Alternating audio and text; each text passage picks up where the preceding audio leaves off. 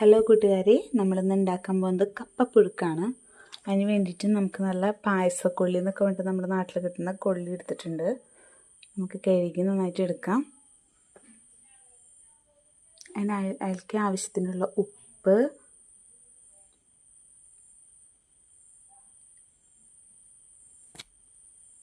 മഞ്ഞൾപ്പൊടി,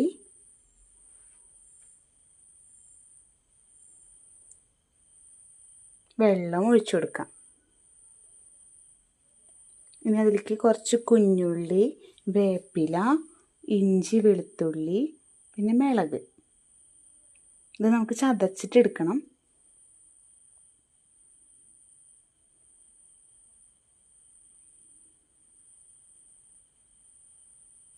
എല്ലാം ചതച്ചെടുക്കാം നമുക്ക് കേട്ടോ. എല്ലാം ചതച്ചെടുത്തിട്ടുണ്ട്. ഇനി ഇത് ചീഞ്ചട്ടി വെച്ചിട്ട് കടുക് പൊട്ടിക്കണം. നമ്മുടെ കപ്പ നന്നായി വെന്ത് കിട്ടിയിട്ടുണ്ട്, കണ്ടോ, നല്ല യെല്ലോ കളറായിട്ട് ഇരിക്കുന്നുണ്ട്. ചീഞ്ചട്ടിയിൽ ഇത് കടുക് പൊട്ടുന്നുണ്ട്. ഇനി അതിലേക്ക് വേപ്പില,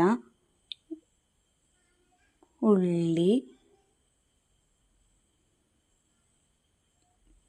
ഇഞ്ചി, വെളുത്തുള്ളി,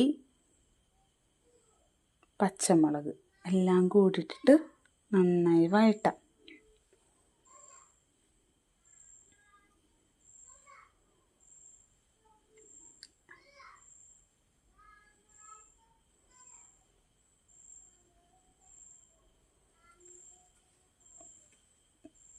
നന്നായി വഴണ്ട് കിട്ടിയിട്ടുണ്ട്. ഇനി ഇതിലേക്ക് നമുക്ക് കപ്പ കൂടി ചേർക്കണം.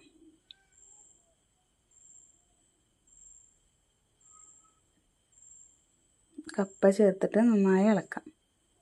ഇത് കട്ടൻ ചായക്കും കറിയൊന്നുമില്ല, ഇത് തന്നെ ഇങ്ങനെ തന്നെ രസമാണ്. കറിയൊന്നുമില്ലാതെ വേണമെങ്കിൽ നമുക്ക് ചമ്മന്തി പിടിച്ചിട്ടോ ഒക്കെ കഴിക്കാം. കട്ടൻ ചായയുടെ ഒപ്പം നല്ല ടേസ്റ്റാണ് കപ്പപ്പുഴുക്ക്. എല്ലാവരും ട്രൈ ചെയ്ത് നോക്കണം. ലൈക്ക് ചെയ്യാനും സബ്സ്ക്രൈബ് ചെയ്യാനും മറക്കല്ലേ.